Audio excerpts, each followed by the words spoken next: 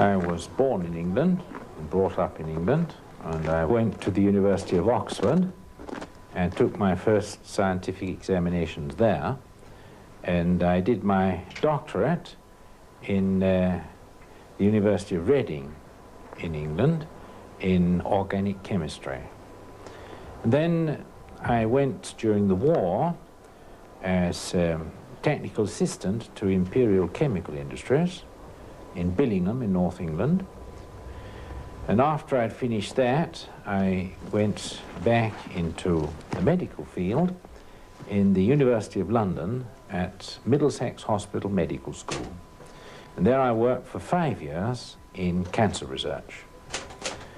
And I was then invited to Switzerland and developed anti-tuberculosis drugs and anesthetics and anti-lepra drugs.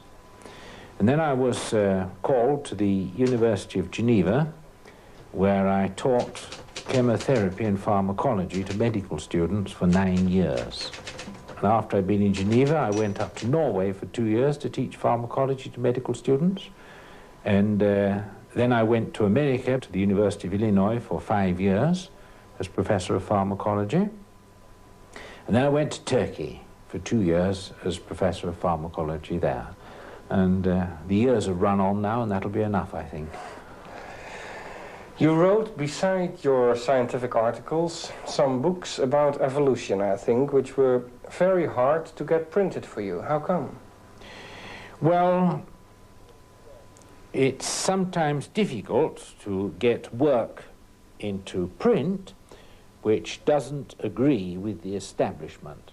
The establishment is neo-Darwinian and materialistic, and I am neither neo-Darwinian nor am I a materialist, and so my views on evolution are not, shall I say, seen very kindly in the eyes of certain people in the establishment. But we did get them published, and they have pretty well flooded Europe and America now, so we won in the end. You're against evolution. On what basic grounds? On purely scientific grounds. Such as?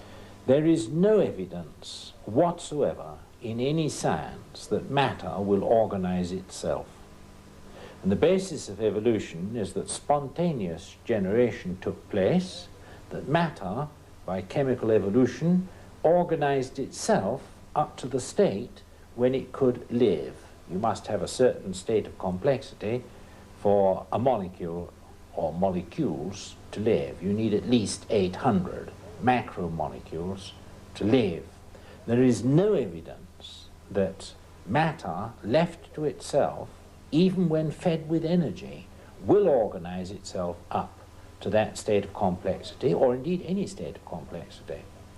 So that biogenesis, spontaneous biogenesis, could not take place. Now, Pasteur proved that over 100 years ago, that spontaneous generation did not take place. That is, the spontaneous self-organization of matter just does not occur. It's a scientific fact and supported by the second law of thermodynamics.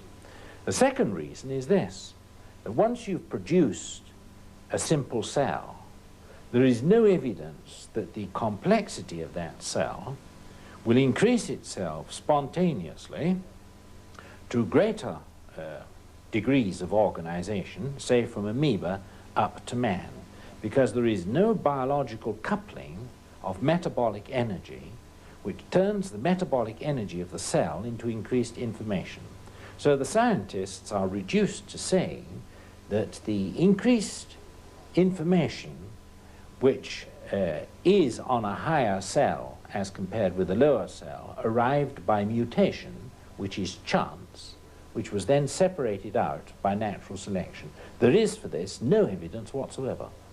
But all the beautiful fossils they find in the ground, which are millions and millions of years old, seem to give a certain increasing of complexity throughout many periods. That's very nice, a wonderful argument. But you see, the argument is bound up on the fact that the theory is correct. You date your geological formations on the fossils which are in it. And you say, because the fossils are old, the formation is old, and the fossils are old because the theory is right. So you take the theory to prove the theory, which is circular reasoning. The ordinary dating of an ordinary piece of geological formation is done solely on the fossils in it. Well, if you say the fossils are old, then of course they must be old. You've said it, and that's all you proved. Nothing else. But how come the Leakeys find such tremendous old skulls in Tanzania and Kenya and... Well, now, I've followed Leakey's work very carefully for the last 10 years, and I admire Louis Leakey very much, who died recently. And his son, of course, is doing good work too. But because you find animals that are between the stages of development of us and the higher apes, that's no proof that they developed from ancestors of ours or vice versa.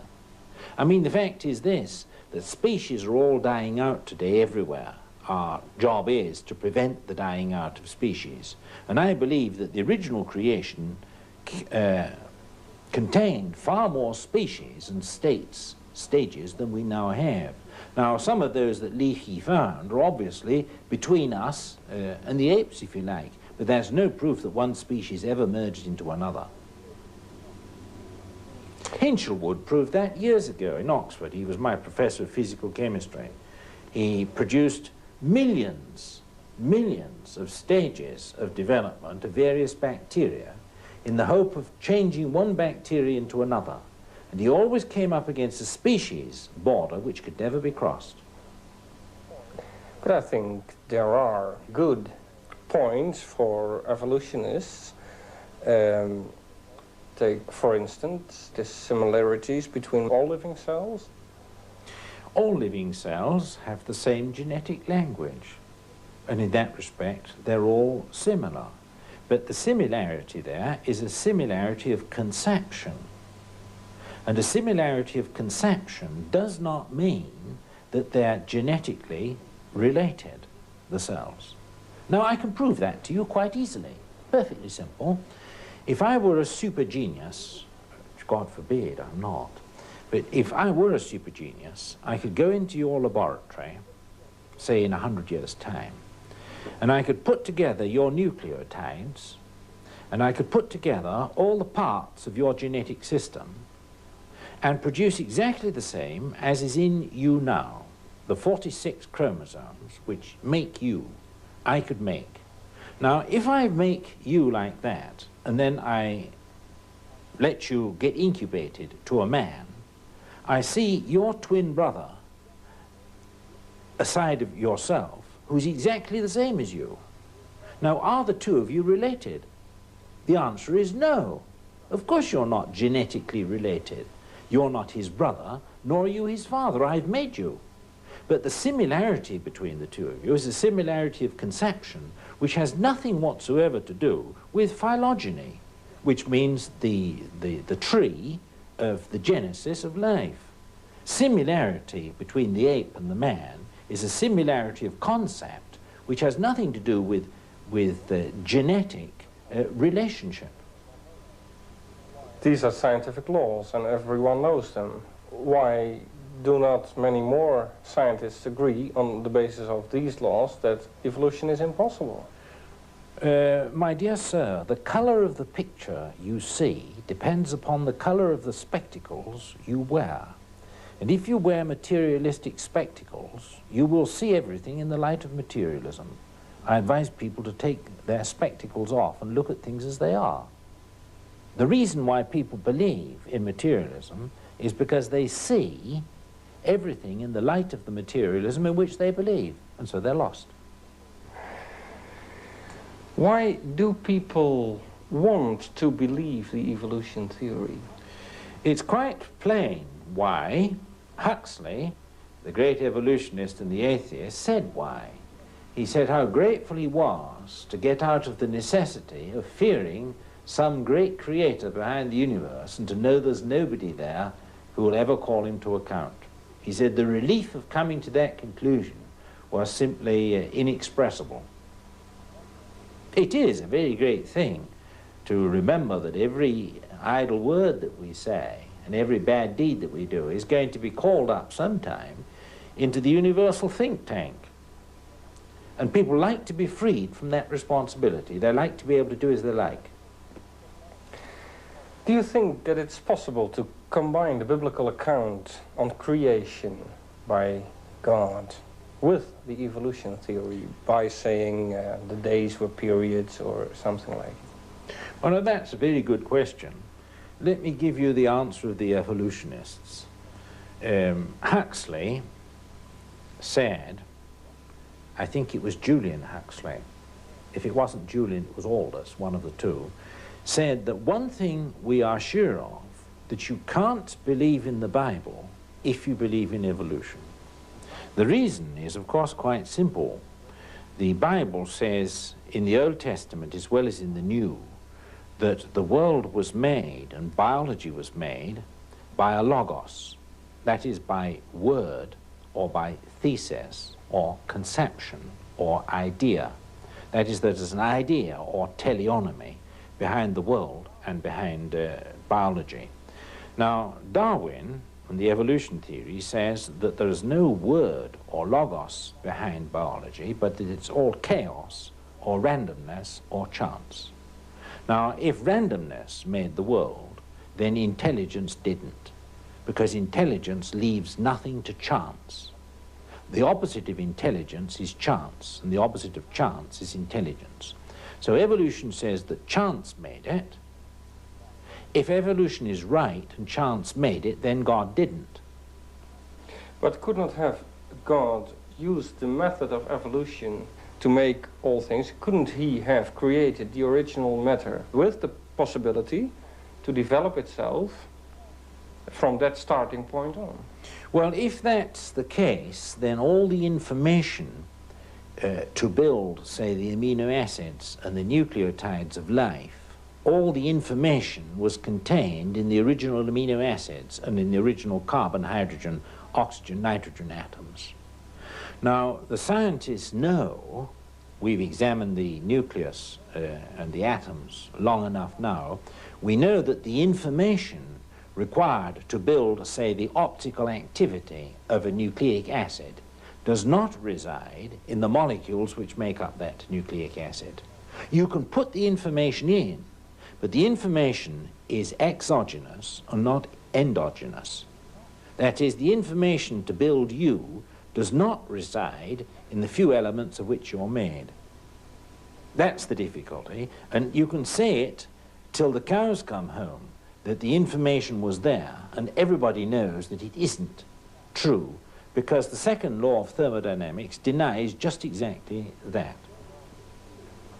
Can you prove God created the world?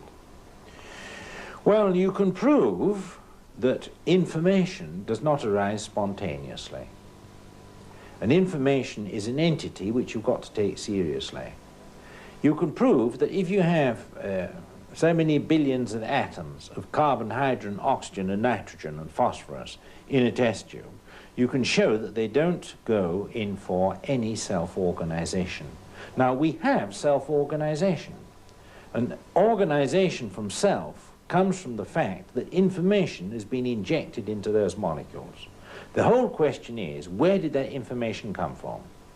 The information that we know of always comes from what we call life. So I believe in a living God, a God who is alive, because only life can give information. So you suppose could say that believing in a creating God is as scientific as believing in the model of evolution? No, I wouldn't. I should say believing in the model of evolution flies in the face of all science. I wouldn't admit that point. I should say the only, I'm not being dogmatic, I'm merely following the laws of science, such as I've learned them and practiced them for over 40 years, that you cannot have a creation of something new from nothing. You see, we've descended into a scientific socialism. Socialism is very popular today because the socialists think they can offer something for nothing. And the scientists today think they can offer something for nothing. and you can't. You go bankrupt on it. And our science is going bankrupt on it today. You can see that. We're producing more and more scientific information without producing the morality in science which is capable of dealing with the information. And we're rapidly producing the state where we shall destroy ourselves because of this simple fact that science cannot produce what we need to govern the inventions we make. Do you believe in what the Bible states in Genesis 1 about creation? I do. Why do you believe the Bible? Why not the creation myth of all kind of religions, Mohammedanism or Hinduism? Or? Well, I've gone into those things very carefully. I've lived among the Muslims in my recent years, and I know the Quran, and I've gone fairly carefully into other religions, not as carefully as I'd like to, but as much as I had time for. And I find this, that the information which I get in the Bible fits far more closely the scientific information I have than any other religious explanation of the origin of life that I know. That's the reason. I can't believe anything which I know to be nonsense. I can only believe anything which is founded on fact. The same as I believe in the Christian religion, I believe in Christ because of the fact of the resurrection.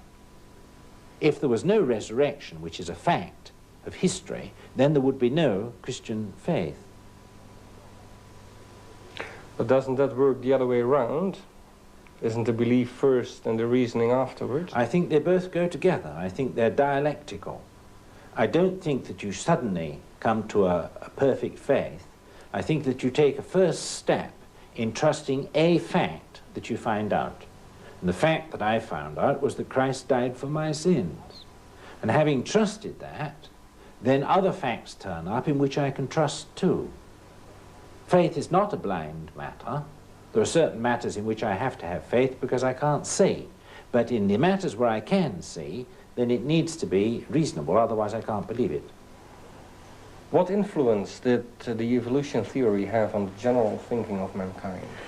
Well, I think that the influence in the first place has been a bad one scientifically, because you see, it has assumed that spontaneous generation from inorganic matter to organic matter took place in the past with the same conditions of material and energy as we have today. And we know experimentally it doesn't take place today.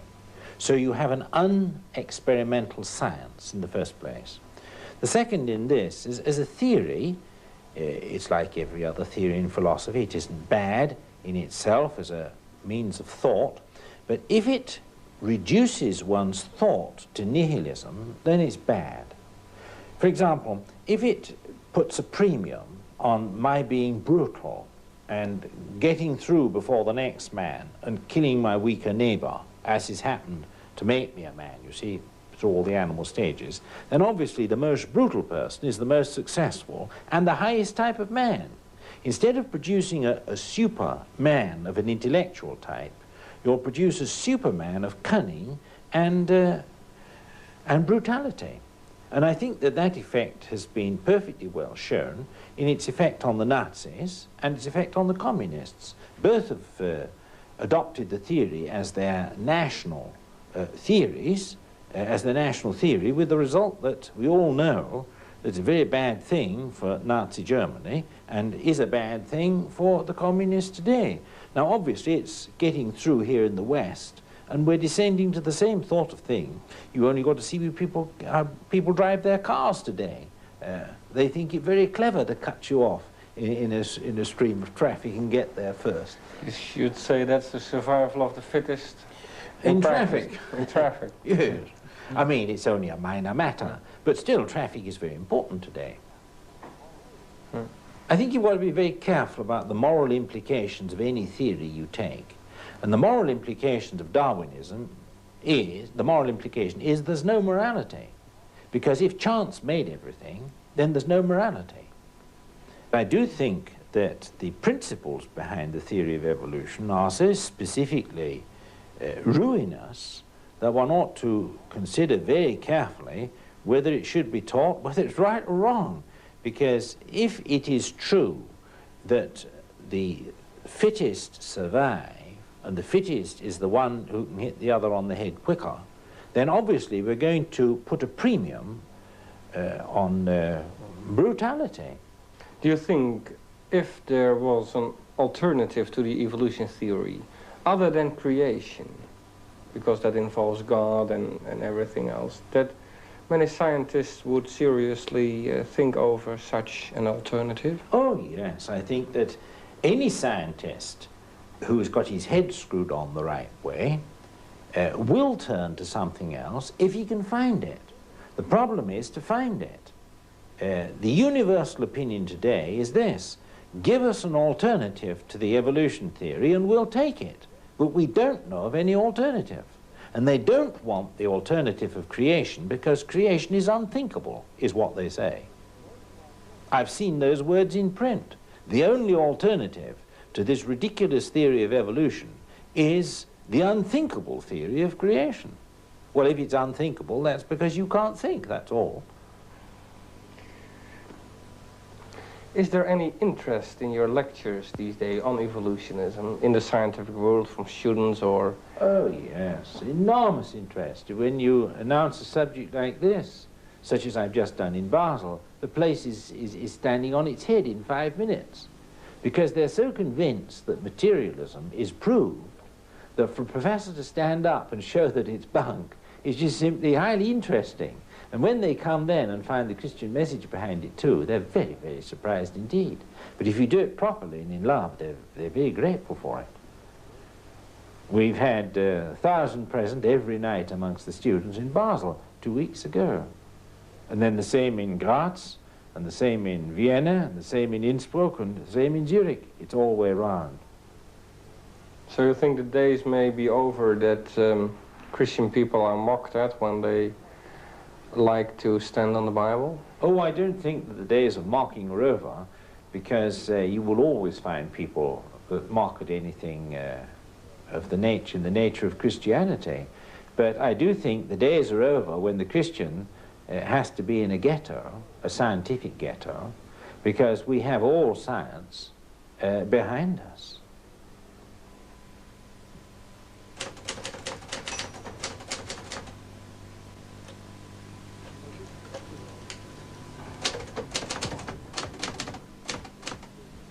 Aldus professor Wilder Smith. Wanneer u de tekst van dit programma nog eens rustig wilt nalezen, dan kunt u die bij ons bestellen. We sturen u die graag kosteloos toe. Schrijft u even een briefkaartje naar Evangelische Omroep, postbus 565 in Hilversum. En schrijft u dan even in de linkerbovenhoek tekst Christenen vandaag, evolutie of schepping.